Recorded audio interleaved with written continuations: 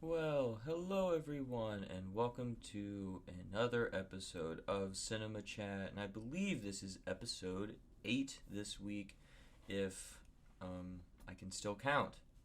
Yes, I hope I can still count. But, anyways, what is our topic this week? Our topic this week is going to be the Indiana Jones movies because there is a new Indiana Jones movie coming out this Friday.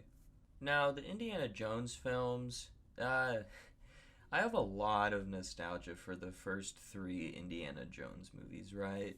Um, when I was pretty young, like before Kingdom of the Crystal Skull came out, there was like a period of time where I was like obsessed with Indiana Jones, right? I think even one year for Halloween, I was Indiana Jones. So, yeah, like Indiana Jones was my shit back in the day. And then, I haven't watched these movies, all of them, honestly, in probably about 10 years. It has been a long ass time since I've watched any of the Indiana Jones movies. So, knowing that they're going to make a fifth one, I was looking forward to rewatching it, and then obviously it got made, trailers, and now it's releasing. I was like, cool, time to rewatch them. So, I rewatched all four of these movies a few weeks back, and I am here today to give you my thoughts on all four of the previous installments to this franchise, as well as talking about some of the preliminary buzz surrounding uh, Dial of Destiny, which releases in 4 days at the time of this recording. So, yeah, let's kick this thing off. And we're going to talk about these ones in release order today. We'll start off with number one, which, of course, is the best, Raiders of the Lost Ark. Yes, this movie's fantastic. This is one of those few movies on Letterboxd that I rate a 5 out of 5, right?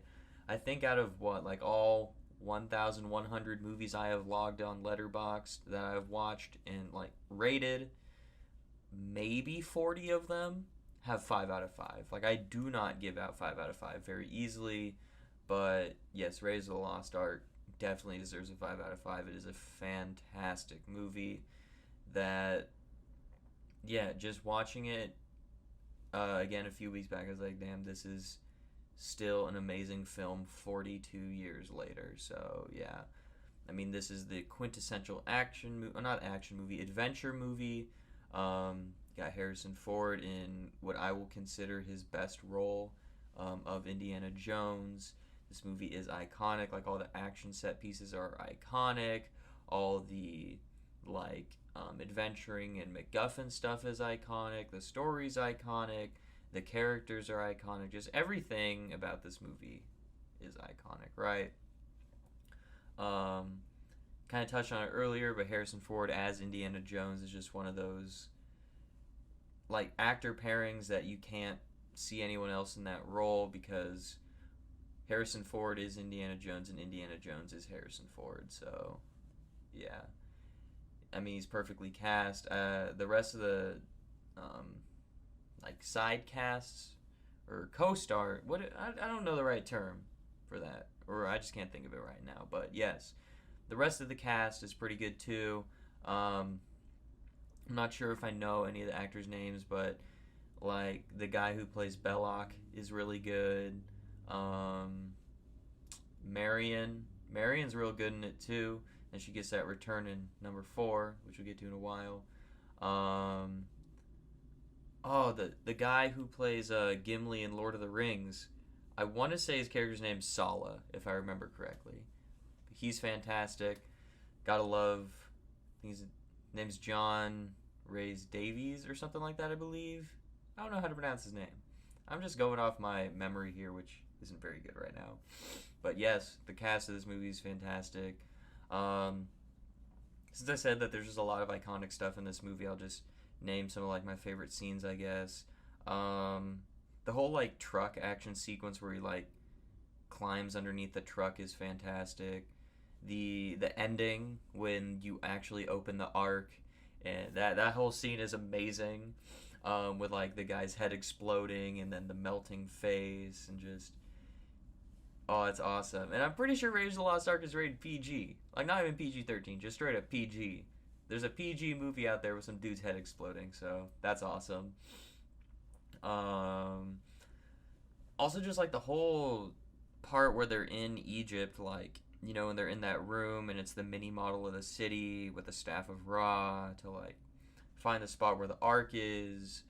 Like that whole scene's awesome with the awesome score that this movie has too, accompanying that scene's incredible.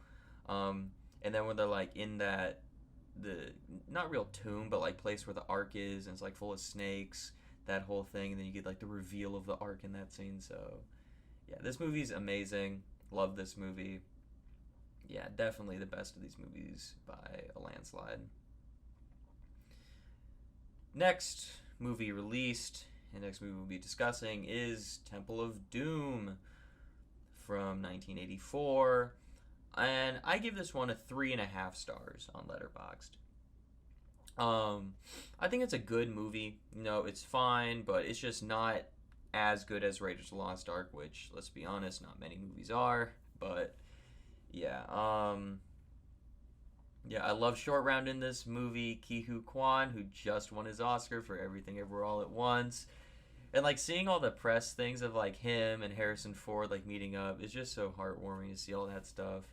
But anyways, about the movie, I think he's great in the movie. I don't really like Indiana Jones's girl in this movie all that much. She's kind of annoying and irritating to me. Just like screaming all the time. I don't think like this movie doesn't really have like an artifact, if that makes sense. Like all three of the other movies have an artifact that they're trying to look for or something they're trying to look for. This one's just kind of, oh, Indiana Jones falls out of a plane and now he's got to get these stones and then rescue these kids. It's just like an odd story direction that makes it stand out from the rest of them, if that makes sense. I mean, you got some real interesting and creepy shit with the guy who like rips out the hearts and then like all the voodoo doll stuff. Like that stuff's interesting, but it just feels odd, if that makes sense. It doesn't, like, I don't really know how to explain it. Like it just doesn't hit the same that the story and stuff does in Raiders of the Lost Ark or like in Last Crusade. So yeah, I have a decent time with this one. It's just, I don't know. There's just things about it that I'm just like, that's just like a weird story decision or just like a weird choice, right? If that makes sense. So yeah, I've always been a little bit hesitant to say I love Temple of Doom, even though I really enjoy and really like it. It just doesn't quite get to that category of movies I love. All right, the next released film is The Last Crusade. And I think this is a very, very good movie. Definitely the best Indiana Jones film that isn't Raiders of the Lost Ark. Um, but for me, it's just never been as good as Raiders of the Lost Ark, right? So, I mean, you have Sean Connery in here, who's a fantastic actor. You have the Indiana Jones story template I'm more intrigued in if he's trying to go find this artifact. And there's other people trying to find the artifact, and it's who's going to find it sooner. So, like the classic Indiana Jones story, right? So, I enjoy that this story has more of that. Harrison Ford and Sean Connery play off of each other very well. I like the soundtrack to this one too. I think besides the original Indiana Jones, this one stands out the most to me and is just more recognizable to me. I would say I'd be able to recognize the score from this one more so than Raiders of the Lost Ark, honestly. Even though I think Raiders has a better score, I think Last Crusade has a more recognizable score. The whole villain and villain plot line I think in this movie is really interesting. I like the whole like I wouldn't say temple, but like that thing in the side of the cliff where the Holy Grail actually is. I like all the different steps that you have to take to get through there, like the one with the saw blade, and then like the letter tiles on the floor, and then the invisible bridge. I like all that stuff. That stuff's really cool to me. And again, just feels like classic Indiana Jones stuff. You know, like the stuff that I want to see in this movie, where he's like a very smart person using his intelligence to get to the treasure, right? So yeah, I think that's great. I think that the whole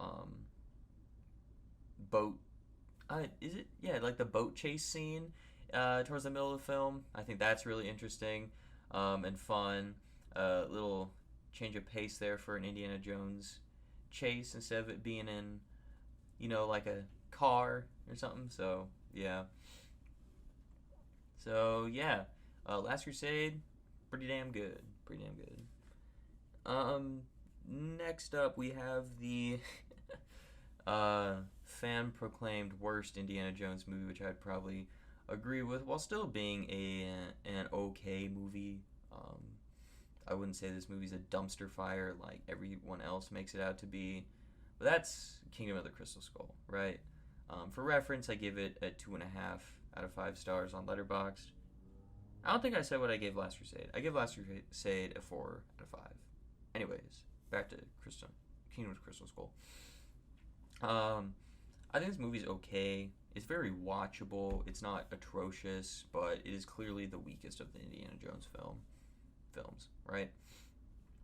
Um, I think it's just it goes too far with like the a quote unquote supernatural element that these movies have all had, right? Even though it's not supernatural, it's extraterrestrial, but like Raiders of the Lost Ark has that supernatural element with the Ark killing all those people at the end. Temple of Doom has that supernatural element, like the voodoo and stuff. Last Crusade with the eternal life that the Holy Grail can bring. Kingdom of the Crystal Skull just like goes so far with it, with this skull that like hypnotizes people, and then like just like the whole alien spaceship at the end, and the like travel through different dimensions and stuff. Like that just goes way too far for my taste. I don't really like how they characterize that one character Mac in this movie. Like I love that actor, because he's in The Departed. Can't think of his name right now, but I love that actor. I just don't like how his character is like written in this movie, of how he's always like it's so weird. You never get a read on him if he's Indiana Jones' friend or if he's working with Irina Spalka, who Kate Blanchett plays her well. I just don't think she's a very interesting or good villain, just kind of bland. The return of Marion Crane, I think she's good in this movie.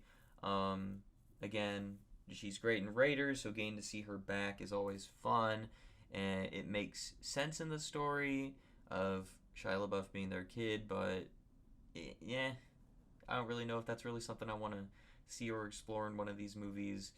And Shia LaBeouf, right, one of these quote unquote Hollywood weirdos that just gets like forgotten about for 15 years. I really like him as an actor in like the Transformers movies and this, and then in Holes, in like the early 2000s when he was real prominent in things. So I like him in this. I don't think I don't think his character is terrible of being Indiana Jones's kid. I just don't really know if he has a place in this franchise. If that subplot and story has a place in this franchise. And then you can also take all the easy digs at this movie, like the CGI is not good, like the monkey swinging stuff is the whole alien spaceship thing at the end is not good at all. So, you can poke fun at this movie for all the things that everyone's been poking fun at this movie for like 15 years now, right? But it has the classic Indiana Jones story, or a version of it in there, right? To where they're trying to get to this place before the other people do and get this object, right? But instead of getting an object, they're trying to return the skull to this place before the other people get there and return the skull and first and blah, blah, blah, blah, blah. Right? So it's that. There's the fun treasure hunter type stuff in there, when they're hitting all those bricks off the wall and then the sand's falling. I really like that part. There's more. Yeah, when they're like robbing the graves, that stuff's real cool, and they're like seen like the decomposition part or like the tilting table part, like towards the middle of the film. So yeah, it has a lot of the classic Indiana Jones elements in here. It just doesn't feel right because a lot of the legacy of that original trilogy is like the practical effects work. Like I mentioned earlier, like one of my favorite scenes from Raiders is when he's like climbing underneath the truck. Like they actually did that. They were dragging some dude underneath a truck for that shot in the movie. And so it's just when you have someone doing a practical stunt like that versus hey, let's just CGI the shit out of this. It just it just doesn't fit well in your franchise, right? So that's why a lot of people are disappointed with Kingdom of the Crystal Skull. I would definitely say it's a disappointment. I wouldn't say it's a stain on the franchise that is like this, I don't know, thing that ruined my childhood. But I wouldn't say it's good. I would just say it's fine, right? So those are my thoughts on the four films. If I were to rank them, which is a fairly easy ranking, just real quick before we talk about the Dial of Destiny, Raiders number 1, Last Crusade 2, Temple of Doom 3, and Kingdom of Crystal Skull at 4. So that's how I rank the 4 Indiana Jones films.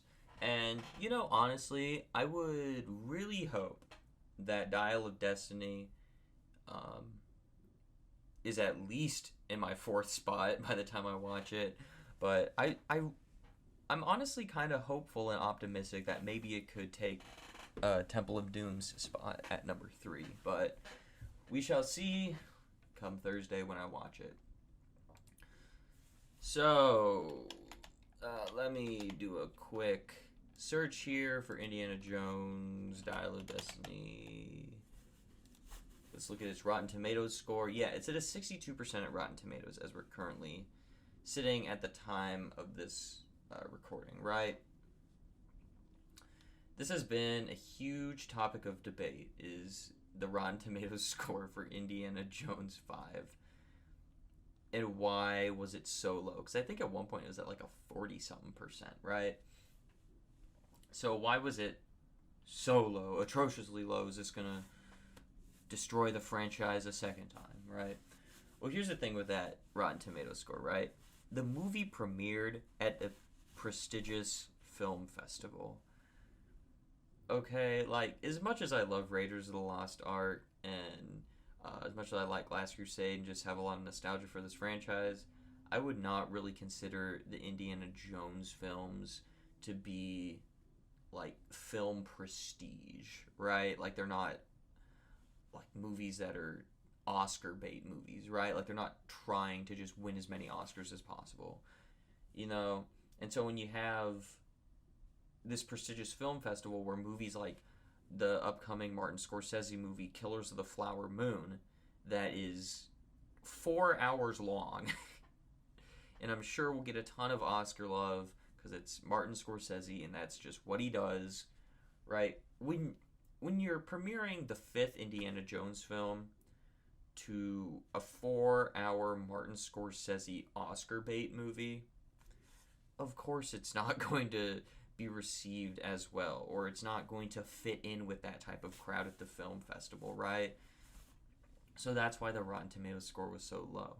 It's still sitting at a 63%, which isn't the greatest, but that does mean that 2/3 of people are at least giving it a somewhat positive review, right? So I'm just gonna guess I will probably end up on the positive side of this movie. Or at least I really hope I do, because I would be really sad if I didn't, because this was one of my most anticipated films of the year, just because I love the character of Indiana Jones, and I have a lot of nostalgia for this franchise, so finally getting a new one is just real cool. But anyways, so that is why the Rotten Tomatoes score was so low. Do I think it will perform well at the box office? I don't really know. I'm not that good at predicting that stuff. I mean, I was going to predict that The Flash was going to make a shit ton of money, and here we are. Its second weekend, and it only made $14 million its second weekend with like a 75% drop. So, woo. I would have bet money that The Flash was going to make a fuck ton of money, but I am wrong. So, yeah. So, as of right now, there's no audience score. This is just the critic score for Indiana Jones. So critics tend to be more harsh on movies than audiences, right? Or they're the ones that care more about all that stuff that makes a movie instead of just audiences like, oh yeah, that was fun. Instead of, is the script good? Is it shot well? Critics and, cinemaphiles like myself, cinephiles, I don't know why I said cinephiles like myself, we're the ones that care about that shit, right? No one else gives a fuck about that. Like, random ass person going to see Indiana Jones with, I don't know, their 15 children. Yeah, they're not gonna walk out of Indiana Jones like, you know what, that one camera angle, ooh, that was odd. No, they're not gonna care, right? But the film festival that this premiered at, they do care. So that's why it was so low. I swear. People were freaking out about that so much, and I thought it was hilarious. Like, guys, just know your audience. Like, the exact same thing happened with Disney Pixar's Elemental, right? Elemental premiered at the exact same film festival that Dial of Destiny and what's it called? Killers of the Flower Moon did. That like prestigious film festival. I think it was Cannes Film Festival over in Europe.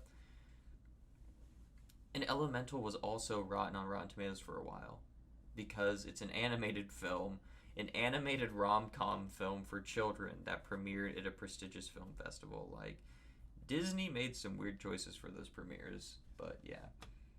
Also, like, I'm not sure if anyone listening to this saw like that headline that came out as soon as Dial of Destiny premiered that said it got a lukewarm 5-minute standing ovation. Like, what does that even mean? How do you get a lukewarm standing ovation for 5 minutes? That's just that's just so that's just such a weird way to phrase things or whatever. Like, any standing ovation like means that what you did was good. So how do you get a lukewarm standing ovation? I don't get it. I don't get it. That was a weird ass headline. And yeah, there's a lot of weird shit coming out of Cannes Film Festival regarding this movie and the reviews and stuff. So yeah. Anyways, that will do it for this episode this week. If you enjoy listening, go ahead and check out the other plethora of episodes I have. And if you'd like to, go ahead and let me know your thoughts on all the Indiana Jones films in the comment section down below. Let me know what your expectations are for Dial of Destiny, and I think that will do it. So, as always, thank you so much for listening, and have a great rest of your day.